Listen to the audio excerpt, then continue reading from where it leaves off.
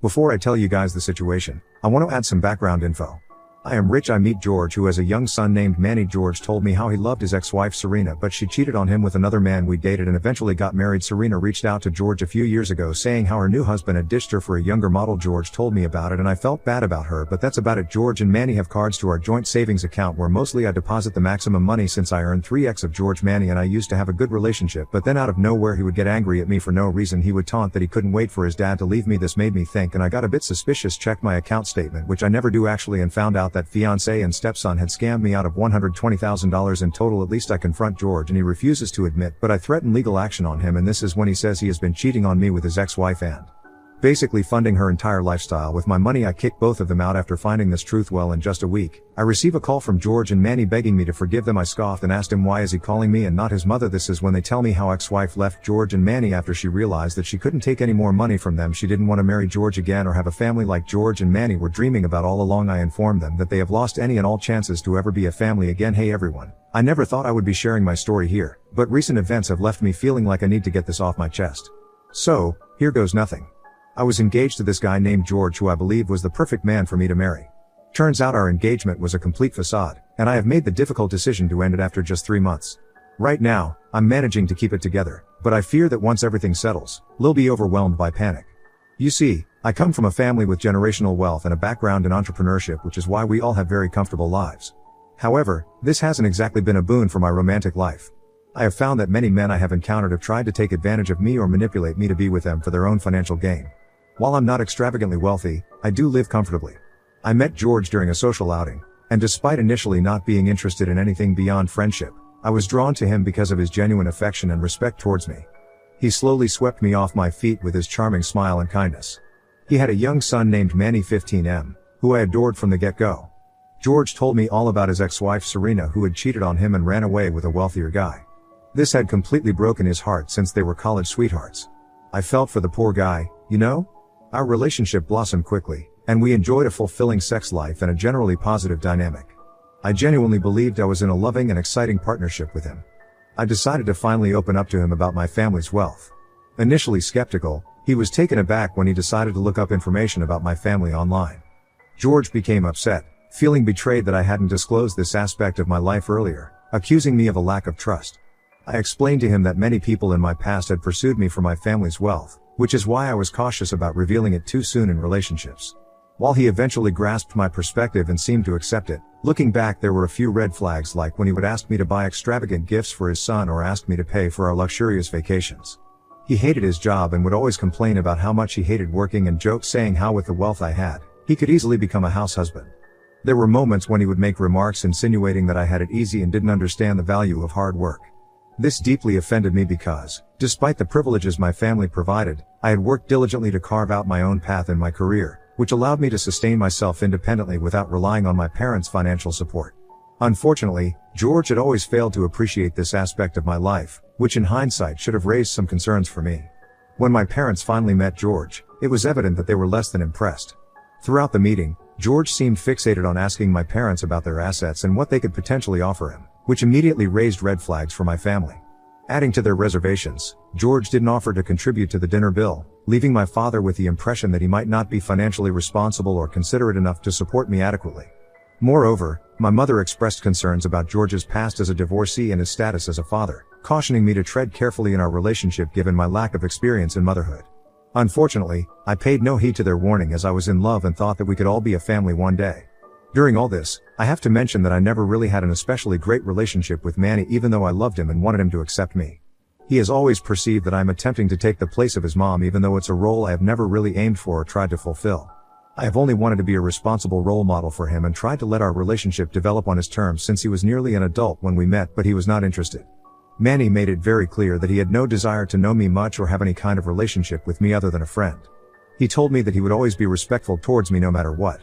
I was okay with this and always felt like his resentment stemmed from the fact that he simply did not want his father to move on, and this is why he hated me.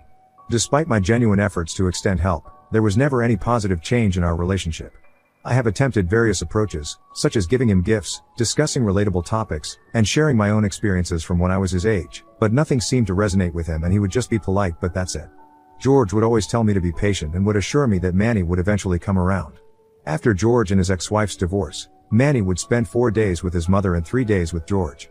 I felt sorry for the child since it must be hard to have divorced parents, so I understood his resentment towards me. As months passed and our relationship became stronger, George and I decided to take the next step and moved in together. This is when we opened a joint account together where I was depositing 40% of my salary while he was depositing 30% of his salary since he earned considerably less and also had to pay for childcare for Manny. Our joint account was used to take care of our expenses around the house, including date nights and vacations, while I kept money in my separate personal account also. Got engaged. For the engagement ring, he bought me this beautiful diamond ring saying how he had saved up money over the years. I honestly didn't care about the ring because, for me, wealth wasn't a prerequisite for marriage. I simply wanted someone who truly cared for me, but clearly, it was a prerequisite for him since he started to change once we were engaged. I never pried into his financial details because I understood that he wasn't particularly well off, and I didn't want to embarrass him. This is when my parents told me firmly that I needed to sign a prenup agreement. I got pissed at my dad saying how he could ever suggest something like this, but my dad insisted, saying that if George really loved me then he would have no problem signing the agreement. That night, I brought up the topic in front of George and joked about how my dad had serious trust issues. To my surprise, George jumped out of his seat and started asking me angrily if I was thinking about it. I was a bit taken aback and told him honestly that I was still thinking, but it was just a piece of document anyway, which would make my parents trust him more. However, George started yelling, saying how I was insulting him for even bringing this up and that I should trust him if I wanted to spend the rest of my life with him. I told him that I agreed with his point and I did trust him, but my inheritance comes from my parents and they needed this assurance to feel better, so he should have no problem agreeing to it. George yelled that he had researched what my family owned and that with the money we had, he could live a comfortable life without working for a single day. He started to say how I should not be so selfish and as my partner, I should fight for him with my parents and make them forget about the prenup. This pissed me off as it reminded me a lot about my past experiences, so I immediately made it clear to him that up until now I could have let the prenup go, but seeing his reactions, I won't proceed with the wedding until he signs the papers. His eyes widened in shock as I continued to say that I wouldn't relinquish control over my finances to anyone. While we would be paying for bills together through our joint account and I was even willing to offer support to him and Manny during tough times or emergencies, I wasn't interested in completely funding someone else's lifestyle. Past experiences have taught me to be cautious, so I made my intentions clear without any hesitation. George tried to argue with me, but when he saw that I wasn't budging, he begrudgingly agreed to my boundaries. He told me that he was ready to sign the prenup agreements in order to make me trust him and asked me to send him the papers so he could look it over. This made me happy, and in a few days, despite the initial tension, he eventually signed it without much resistance. My parents were also satisfied with this. Fast forward a few weeks, I noticed George would spend a lot of time in the washroom, which was quite unusual. I would hear the shower running for at least 40 to 45 minutes.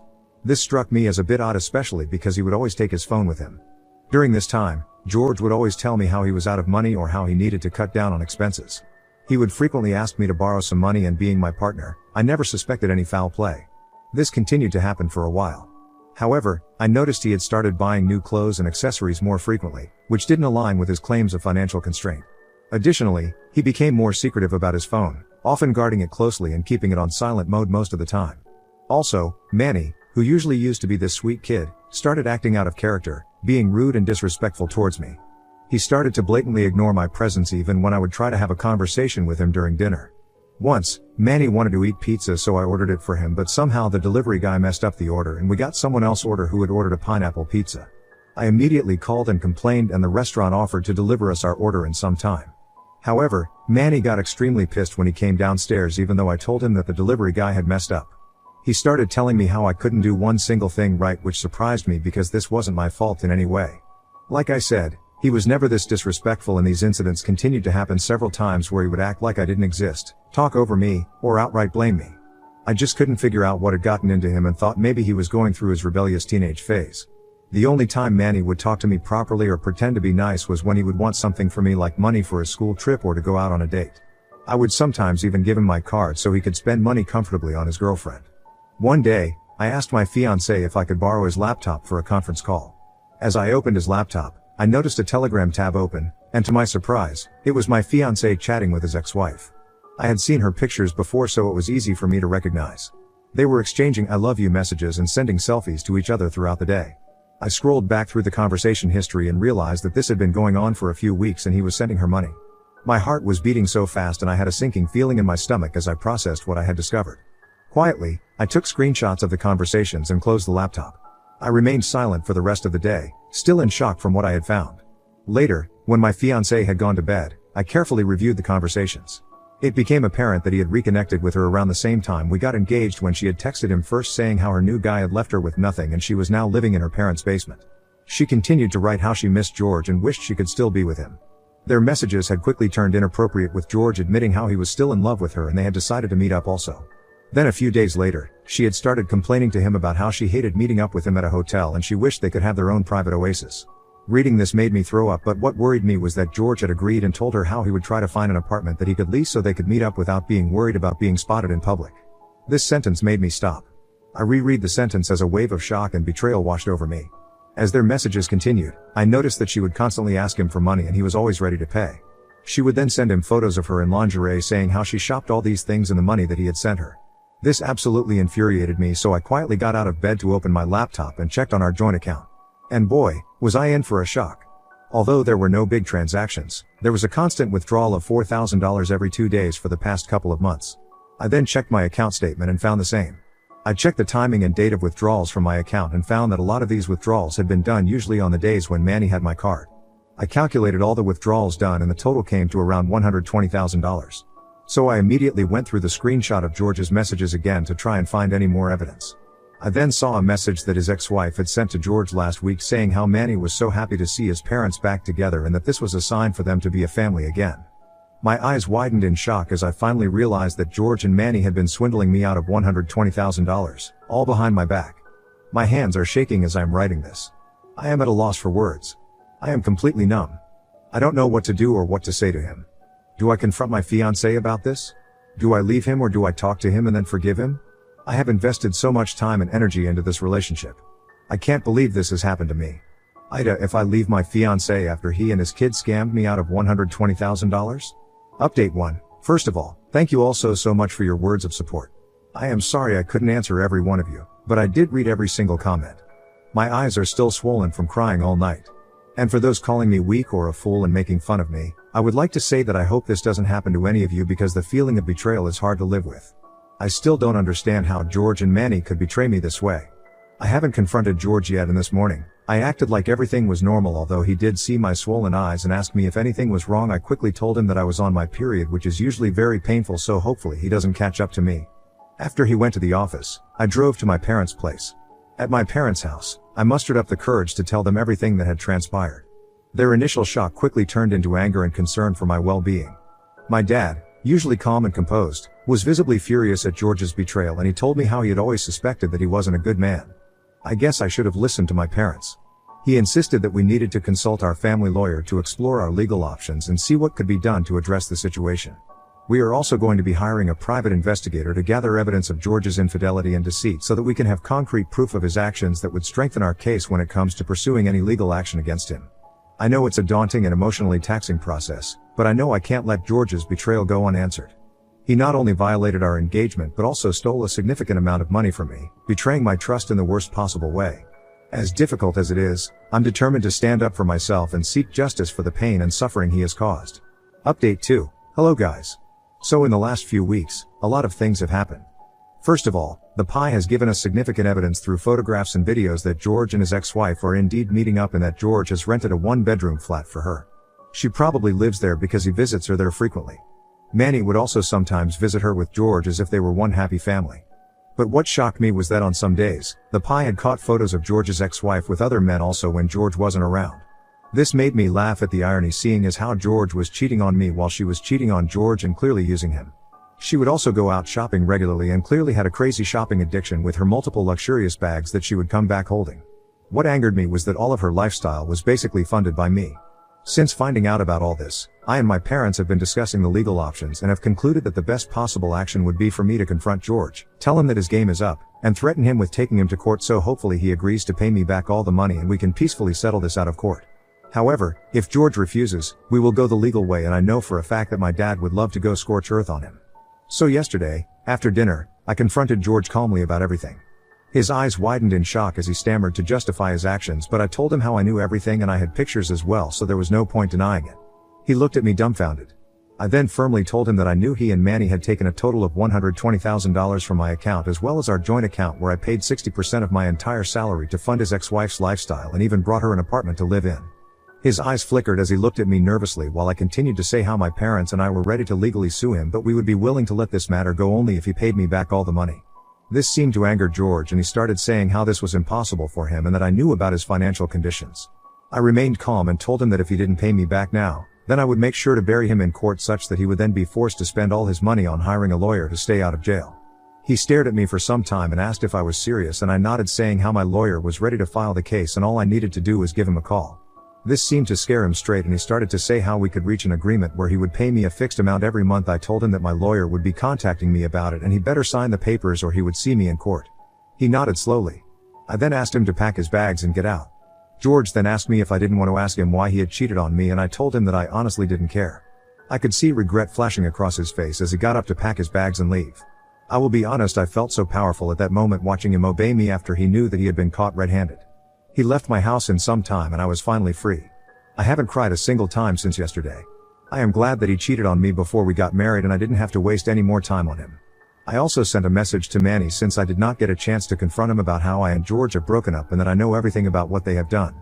I told him how his dad has to spend the rest of his life paying me back to avoid going to jail, and I hope that he would learn from his lesson and be a better man than his dad.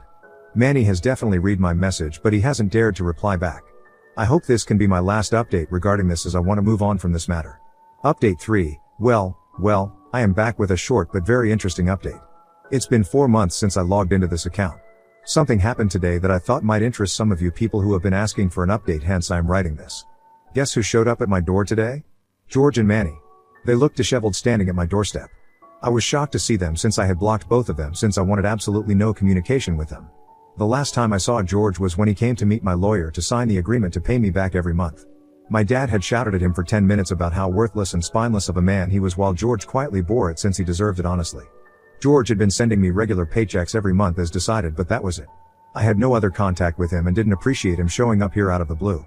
Because I didn't know what their intentions were, I didn't want to open the door for them, but I had cameras, so I decided to talk to them through the mic. I asked them why they were here and warned them that if they had any ill intentions then I would call the police. George told me how they were here just to talk and that I had nothing to worry about. He begged me to let them in, but I refused firmly. Defeated, he then started to say how sorry he and Manny were for what they had done and they were here to beg me for a chance of forgiveness. I listened to him in disbelief as Manny joined in to say how he was wrong to think that his parents were perfect for each other and that it was actually me who was a better partner to his dad. I still didn't understand why or what they were doing here, so I informed them that I didn't need any sort of apology and that I had moved on, so I would appreciate it if they left. George pleaded, saying how I have no idea how these last 4 months had been for them, how he had found out that his ex-wife had cheated on him yet again, how his ex-wife, once she realized that he couldn't fund her lifestyle, had quickly broken off things with him. It seems like karma wasted no time, and I couldn't help but scoff at their plight. They told me how all she wanted was a fat bank account and never wanted to be a family again. They continued to tell me that they wanted me back in their lives so we could all continue to be a happy family like we were before. I laughed hearing this and told them that they had lost any and all chances to have a normal family when they both decided to betray me.